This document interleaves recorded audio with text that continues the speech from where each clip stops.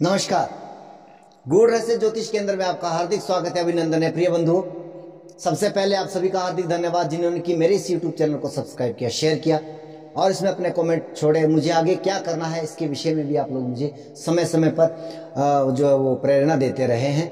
आगे भी ऐसा करते रहें। जिन्होंने अब तक इस चैनल को सब्सक्राइब नहीं किया है, शायद सोच रहे हैं कि क्या कुछ वो मसालेदार चीज़ें यहाँ पे मिलेगी। प्रभु, मैं ऐसा अभी तक मेरा प्लान तो नहीं है कि आपके चटपटे स्वाददार चीज़ें लेकर के आऊँ, थंबनेल में डाल दूँ कि ये राशियाँ हो रही है, माला माल बनेगी अरबपति 2023 में, या हो जाएगी बर्बाद, इनको कोई नहीं बचा सकता। इस तरह के प्रोपगंडे और अंधविश्वास से मैं बहुत दूर रहता हूँ। विषय सर्वसाधारण रहना चाहिए। हाँ, कुछ लोगों ने मुझे सलाह भी दी और गलत नहीं कहा है कि आपकी वीडियो जो है वो ज्योतिषियों के लिए तो अच्छे हैं, सीखने के लिए बहुत कुछ यहाँ से मिलेगा डेफिनेटली, लेकिन सर्वसाधारण लोग आपके वीडियो को, आपकी लैंग्वेज को समझ नहीं पाते हैं। और मैं उन लोगों से भी मतलब वो करता हूँ कि हाँ ऐसा है, क्योंकि अगर आप लोग थोड़ा सा देखिए, अगर मैं आपके लिए कोई चीज़ या फलादेश दे रहा हूं ना, तो इतना सरल नहीं है ज्योतिष जितना सरल आपको दिखाई दे रहा है यूट्यूब के माध्यम से। अरे भैया, जो 25-30 वर्ष के हो गए हैं और अब तक उनको 5 से 7 साल जो है वो यूट्यूब देखते हो गए, आप ज्योतिषीय वीडियो देखते आ रहे हैं, तो कितने फलादेश आपके फेवर में गए हैं, कितने मसालेदार वीडियो आपने देखे हैं कि अब तक वो सफल हुए हैं। कारण है उसके पीछे, क्योंकि वो एक जो है अट्रैक्शन बनाया जाता है वहाँ पर। मेरा मकसद होता है कि आप अपना ज्योतिष खुद बने।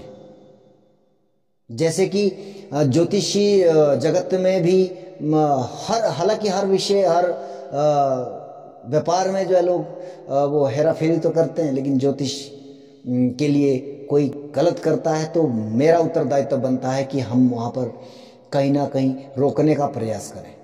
क्यों? क्योंकि अगर मैं ये कार्य कर रहा हूँ, कल मेरी संतान भी करेगी। और ये डेफिनेटली बात है कि अगर मैंने लोगों को देखा है, वो ज्योतिषियों से इतना दूर भागते हैं, टीके वाले से, जटाधारियों से इतना दूर भागते हैं, और बात उनकी गलत नहीं है। भयभीत कर दिया है, डरा दिया है पूरी तरह से लोगों को। तो प्रभु, आप उस तरह से, उस दायरे से अगर बाहर रहते हो तो बहुत अच्छी बात है। मैं बहुत तिनका हूं इस क्षेत्र में, बहुत छोटा व्यक्ति हूं, लेकिन प्रयास मेरा यह रहेगा कि हाँ, आगामी विषय ज्योतिष तो बचे ना बचे, पता नहीं कितना हम इस प्रयास में सफल हो पाएंगे, लेकिन हाँ, प्रयास तो करना चाहिए। तो एक समय ऐसा आएगा कि कोई भी व्यक्ति जो है वो पंडितों से, ज्योतिषियों से जो किनारा ही कर लेंगे। तो मेरा निवेदन है प्रभु, आप सभी बड़े बड़े विद्वानों से भी कि ऐसे प्रोपगंडे मत फैलाइएगा, ऐसे अंधविश्वास मत फैलाइएगा, लोगों को मत डराइएगा। आप तो कमा जाओगे लाखों करोड़ों, लेकिन आपकी आगे जो संतान है, अगर वो इस प्रोफेशन में आएगी, निश्चित तौर पर लोग, आप नहीं कर रहा हूं, लेकिन अगर जो सही है सही तरीके से उसको प्रस्तुत किया जाए। तो आज मैं इसी प्रकार के एक विषय को लेकर के आया हूं। जैसे बहुत विषय तो बहुत सारे हैं जिसके माध्यम से डराया जाता है। तो मंगल का भूत, मंगल दोष बहुत पॉपुलर चीज है। किसी का विवाह नहीं हो रहा है, मंगलिक दोष है जी, इस कारण नहीं हो रहा है। किसी के जीवन में तरक्की नहीं हो रही है, काल सर्प योग है जी, इसलिए नहीं हो रहा है। किसी के जीवन में कोई प्रॉब्लम है, और जी आपके जो है अंगारक दोष है जी, आपके चंडाल दोष है जी, वो वैसा दोष है जी, पितृ दोष है जी, उसके कारण लोग क्या है, बड़ी बड़ी पूजाएं करवाने के बाद पूछते हैं कि पंडित जी हमारा तो कुछ हुआ नहीं। तो ये कमियां किसकी है? कुछ आप लोगों की है, और बहुत बड़ी कमी हमारे साथी संगी या हमसे बड़े जो विद्वान इससे पहले इस मैदान में हैं, उनकी भी है। उनकी सबसे ज्यादा कमियां उनकी है। वो आज का समय देख रहे हैं, आगामी समय में क्या होगा। सनातन धर्म की नींव हिल जाएगी प्रभु इस तरह से। माफी चाहूंगा, मैं बार बार एक ही बात कहता हूं कि सत्य को प्रस्तुत किया जाए। मैं ये नहीं कहता कि मेरे पास बहुत बड़ी विद्याएं हैं, कुछ नहीं है मेरे पास, नथिंग। मैंने आप लोगों से, बड़े बड़े विद्वानों से ही सीखा है जो कुछ भी सीखा है, परंतु मैं सच के साथ और सच्चाई के साथ खड़ा रहता हूं। पैसा किसे बुरा नहीं लगता है, लेकिन अगर ईमानदारी से आ रहा है मुझे चाहिए, बेईमानी से आ रहा है, डरा कर धमका करके आ रहा है, नहीं चाहिए। तो आज का विषय शनि की 7.5, और ये भी विषय बड़ा, इसका भी बहुत बड़ा भूत है ज्योतिष जगत में कि 7.5 प्रारंभ हो रही है। भैया आप तो पूजा पाठ कर लो, महामृत्युंजय कर लो, वो कर लो, रुद्राभिषेक कर लो, करवाना चाहिए। इसके लिए पंडित अगर कह रहा है तब नहीं, बल्कि आपके अगर आप में सामर्थ्य है तो बड़े बड़े यज्ञ आपके घर में होने चाहिए। पुरातन पद्धति है, पुरातन समय से चला आ रहा है। आपके घर में वर्ष में एक बार तो कम से कम एक यज्ञ होना चाहिए, यह हमारा सनातन धर्म कहता है। क्यों? क्योंकि आपके घर का एटमॉस्फेयर जो है, वातावरण जो है दूषित हो जाता है, तो वहां पर ब्राह्मण का कदम पड़ना बहुत जरूरी है। और जो यज्ञ की जो आहुतियां हैं, उसके धुआं है, उससे जो आपके जो नकारात्मक वातावरण है वो दूर होता है। पर इस तरह से डरा करके करवाया जा रहा है वो गलत है। होई है वही जो राम रचि राखा। मैं ये नहीं कहता कि रेमेडी से कुछ नहीं होता है, बहुत कुछ होता है, लेकिन वो सही तरीके से हो। सबसे बड़ी बात है आपकी कुंडली के योग, उसमें चल रही दशाएं जो है, और दशाओं के ऊपर से जब गोचर चलता है तब ये पूरा प्रेडिक्शन निकल के आता है। काल सर्प पड़े रहने दो, अंगारक पड़ा रहने दो, चंडाल पड़ा रहने दो, 7.5 को भी आने दो। आते हैं अपने विषय पर। माफी चाहूंगा मैं कई बार विषय से बाहर निकल जाता हूं, लेकिन बाहर का विषय नहीं है ये ज्योतिष जगत का विषय है, तो ज्योतिष की ही चैनल पर कहने का अधिकार है इसका।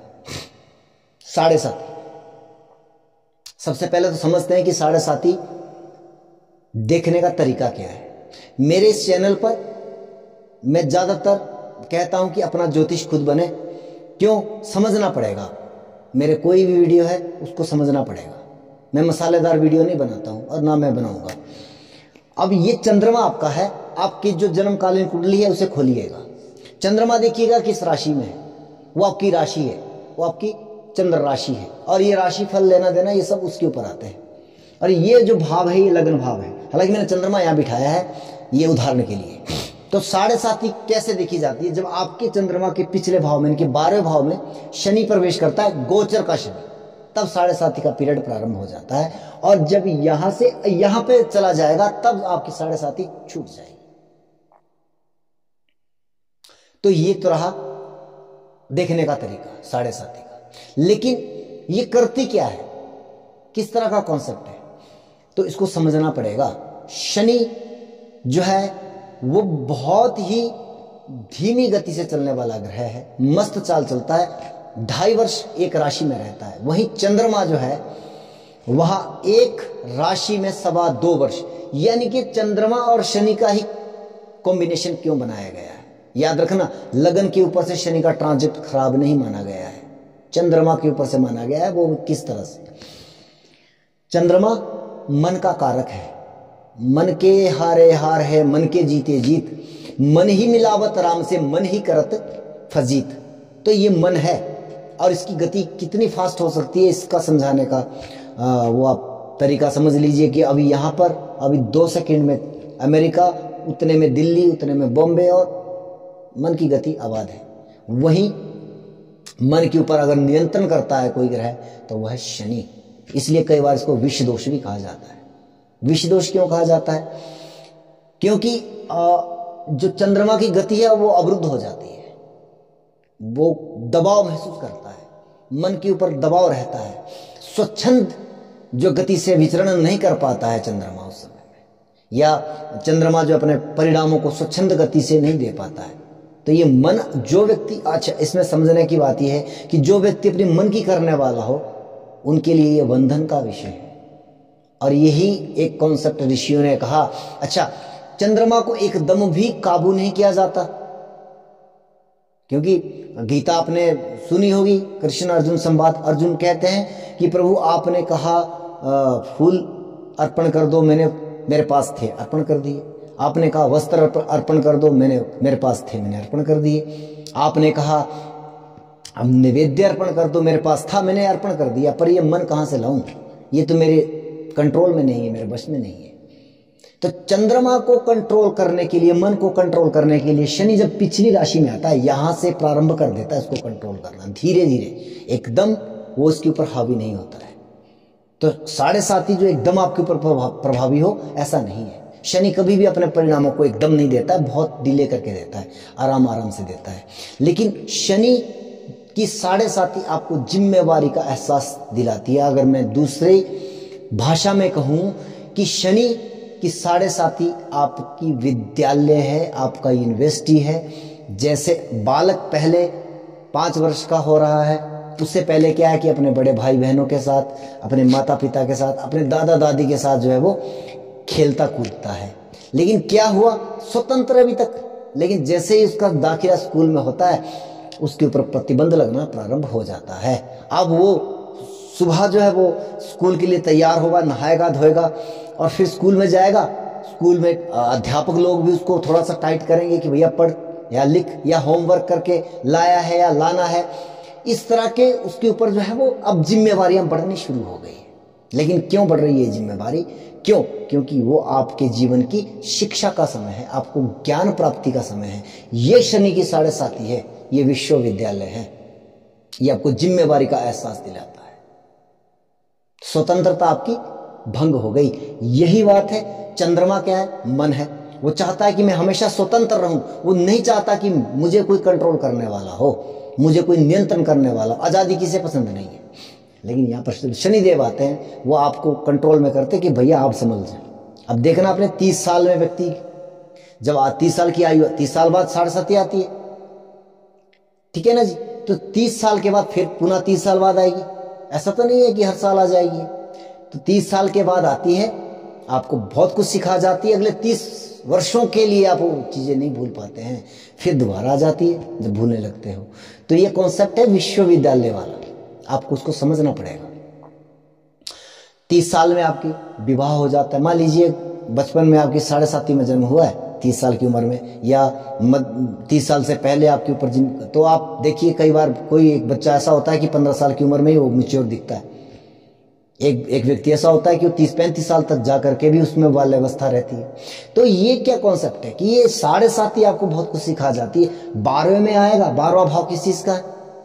आपका शैया का है, भोग का है, सुख का है। सुख तो चतुर्थ का त्रिकोण है, तो सुख भी है। अब भोग है तो सुख तो है, शारीरिक सुख, सोना, आरामदेह जीवन। अभी तक आप नास्तिक थे, आध्यात्मिक उत्थान का, धर्म का भला ही 9वां भाव है, लेकिन आपका अध्यात्म उत्थान जो है 12वां भाव है। उम्मीद करता हूं ज्योतिष लोग, विद्वान लोग जो है मतलब मेरे इस कॉन्सेप्ट को समझने का प्रयास करेंगे या मुझे स्वीकृति देंगे कि हाँ मैं गलत नहीं कह रहा हूं। ये धार्मिक उत्थान का भाव भी है, मोक्ष भाव है ये। इससे आगे धर्म क्या हो सकता है? और हमारे जीवन का उद्देश्य क्या है? मोक्ष प्राप्ति। अगर सही मायने में हम इस चीज को समझे तो हमारा शास्त्र जो है, वेद आदि जो कहते हैं कि मोक्ष का साधन जो है ये जीवन है, मनुष्य देह। तो 12वां भाव हमारा मोक्ष भी है, भोग भी है। भोग भी है तो मोक्ष भी है, सुख है तो दुख है, भोग है तो मोक्ष भी है। तो भोग और मोक्ष इन दोनों में, खैर ये इस विषय पे मैं नहीं होऊंगा, लेकिन अब तक आप जो है अध्यात्म की तरफ बिल्कुल आपकी रुचि नहीं थी। तो शनि ने यहाँ पर आकर के आक्रमण कर लिया आपके ऊपर, और अब आपको भगवान के दर्शन करने जाना पड़ रहा है मंदिर में, भगवान की पूजा पाठ। क्यों? जब भैया जब तक आपके ऊपर कष्ट नहीं आएगा आप भगवान को मानोगे? नहीं मानोगे। बीमार नहीं होगे, डॉक्टर के पास जाओगे? नहीं जाओगे। क्या जरूरत पड़ रही है आपको? तो भैया जब प्रॉब्लम होगी भगवान के दरबार पे तभी तो जाओगे, तभी तो पूजा पाठ करोगे। तो ये अध्यात्म उत्थान का समय है। अब ये धीरे धीरे आपको आध्यात्मिक बना रहा है। अभी तक आप क्या थे? नास्तिक थे। मैं सबकी बात नहीं कर रहा हूं, जो थे नास्तिक थे, आध्यात्मिक की ओर बढ़ा रहा है। अभी तक आप आराम से सो रहे थे, 10 बजे तक, 12 बजे तक या 8 बजे तक, या दिन भर सो रहे थे, बिस्तर पर पड़े थे। अब ये शनि जगा रहा है आपको। शनि की 7.5 में बोलते हैं ना जिम्मेवारी किस प्रकार की, आपने देखा होगा। आप बहुत अधिक मात्रा में आप पाओगे, या तो 7.5 में संतान का इवेंट हो सकता है आपके जीवन में, या विवाह का जीवन में इवेंट हो सकता है, या कोई, हालांकि दुर्घटना भी हो सकती है, इसमें कोई संदेह नहीं है, लेकिन उसके ऊपर बहुत सारे कारण है। जैसे कि अब आपके घर में, मैं उस पर दूसरे भाव में आऊंगा। तो यहाँ पर क्या है कि आपको आध्यात्मिक बना रहा है, आपको जल्दी जगाने का प्रयास किया जा रहा है, हालांकि हॉस्पिटलाइजेशन भी है, बीमार भी पड़ सकते हो आप, क्योंकि अगर मन का ज़्यादा कंट्रोल एकदम होना शुरू हुआ, भोगों के ऊपर दबाव पड़ना शुरू हुआ, अब तक आप भोग विलास में थे, वो छुड़ाने के लिए या कुछ भी आप बीमार भी पड़ सकते हो, हॉस्पिटल जा सकते हो। हाँ, अगर आप मतलब इन चीज़ों को सहन नहीं पाए, लड़ाई झगड़े में रहे, तो 12वां भाव हमारा क्या है, कोर्ट कचहरी भी है। तो इस तरह से हमें इसको समझना पड़ेगा। नकारात्मकता कहाँ से आएगी? दशाएं, अंतरदशाएं। अगर अच्छी दशाएं चल रही, क्या कराएगा? आपको आध्यात्मिक क्षेत्र में ले जाएगा, आपको कर्म के क्षेत्र में उदित करेगा, जल्दी जगाएगा। और अगर नकारात्मक दशा चल रही है तो हॉस्पिटल, कोर्ट कचहरी आदि की व्यवस्था भी बना सकता है, इसमें भी कोई संदेह नहीं है। अब आ जाइए मध्यम में, ठीक चंद्रमा के ऊपर से जब आपके शनि यहां से यहां आएंगे 2.5 साल बाद, 7.5 वर्ष, 7.5 ही। तो जब चंद्रमा के ऊपर आएंगे, अब ये पूरी तरह से नियंत्रण में आ गया चंद्रमा, तो यहां पे अब छटपटा रहा है, क्या करूं क्या नहीं करूं। अब ये कुछ कर नहीं पा रहा है, केवल और फोकस है आपका कर्मों की तरफ। काम करना पड़ेगा यहाँ पर, बिना काम किए आपको प्राप्ति नहीं हो सकती है। अगर आप कहीं गलती से कहीं जुआ, सट्टा, लॉटरी आदि के इन धंधों में रहे हैं, अब आपके नियंत्रण में आ गई चीजें, अब आपको जो है वो वहां पे लाभ प्राप्ति नहीं हो रही है, क्योंकि शनि महाराज ही नंबर 2 के काम में कभी भी सपोर्ट नहीं करते हैं। गलत करोगे, गलत का परिणाम देगा, ये न्यायाधीश भी है। तो यहाँ पर आपके मन की इच्छाओं के विरुद्ध कार्य जाएंगे। लेकिन याद रखिए, 7.5 में जितनी भी आपके विरुद्ध जा रही चीजें हैं, वो आपके जीवन में कहीं ना कहीं आपके काम आएगी। ये शिक्षा ऐसी व्यवस्था बना करके आपको देगा। दूसरे भाव में आ गया, दूसरा भाव क्या है? वाणी। तो क्या आपको बोलने का लहजा, अभी तक आपका समाज के बीच में बोलने का ढंग नहीं था, आप 20 लोगों के बीच में बैठे तो आपके ऊपर अलग से नजर पड़ती थी कि ये आदमी कैसा बोलता है। यहाँ आपको बोलने का ढंग भी सिखाएगा, खान पान की व्यवस्था इसको भी सुधारेगा आपकी। और कुटुंब परिवार, यहां से हम दूसरे भाव से देखते हैं, क्या उसकी जिम्मेवारी भी दे सकता है। हाँ, विवाह हुआ, क्या हो गया? पत्नी आ गई, बीवी, बच्चे भी आ गए। अभी तक आपको ये पता नहीं था कि आटा क्या रुपए किलो मिलता है, दाल क्या रुपए किलो मिलती है, हल्दी क्या रुपए, घी क्या मिलता है। आगे जिम्मेवारी करिए अब आप। तो अब जब ये जिम्मेवारी आपके ऊपर देगा, आप उस चीज को सीखोगे, जीवन में आगे चल करके लाभ होगा।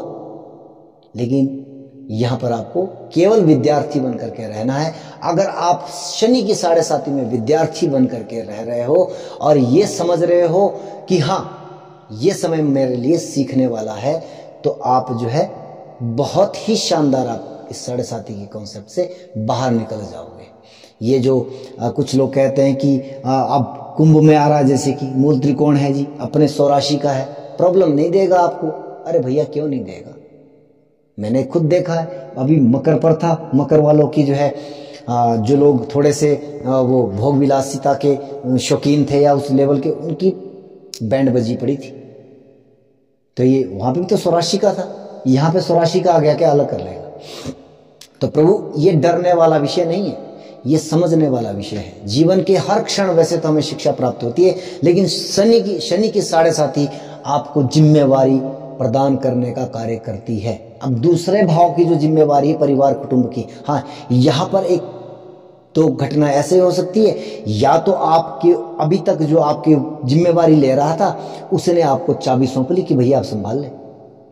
या हो सकता है कि वो कहीं ट्रेजेडी का शिकार हो जाए, या मतलब हॉस्पिटलाइज हो जाए, और फिर भी आपके ऊपर जिम्मेवारी आ सकती है। या वृद्ध पिता हो, चले गए संसार से, अब तक पिता देख रहे थे, अब आपको देखना पड़ेगा। या फिर आपके विवाहिक जीवन में एक व्यक्ति की और एंट्री हो गई है, विवाह के बाद आपके संतान भी हो गई है, तो 2 व्यक्ति हो गए, 3 व्यक्ति हो गए, आपका परिवार बड़ा, जिम्मेवारी बढ़ गई है। इसके सिवा, इसके अलावा दशाएं, अंतरदशाएं जिम्मेवार होगी। और कोई भी कॉन्सेप्ट 7.5 के साथ मत लगाइएगा, मत डरिएगा। मैं आपकी जिम्मेवारी के साथ बोलता हूं। हाँ, ईमानदारी रखेंगे, ऑनेस्ट रहोगे, जीवन में 7.5 आपको तकलीफ नहीं देगी, जैसे कि अभी मकर, कुंभ और मीन वालों की 7.5 चल रही है। अगर मेरी बातें गलत हो तो धनु वाले की छुट्टी है अभी 2.5 साल, 7.5 साल उनके कैसे गए हैं, लिखिएगा कमेंट बॉक्स में कि आप जो है गलत कह रहे हो, लिख दीजिएगा। अगर आप धनु राशि के जातक हैं, निश्चित तौर पर कमेंट सेक्शन में लिखिएगा कि ये समय आपका कैसा गया है, क्या शिक्षाप्रद रहा या नुकसानदायक रहा। नुकसान भी दे सकता है इसमें, मैं ये नहीं कहता कि नहीं देगा, लेकिन वो नुकसान भी देगा आपको शिक्षा के लिए। तो चैनल को आगे बढ़ाने के लिए इसे शेयर करें दबा करके। धन्यवाद। जय सिया राम।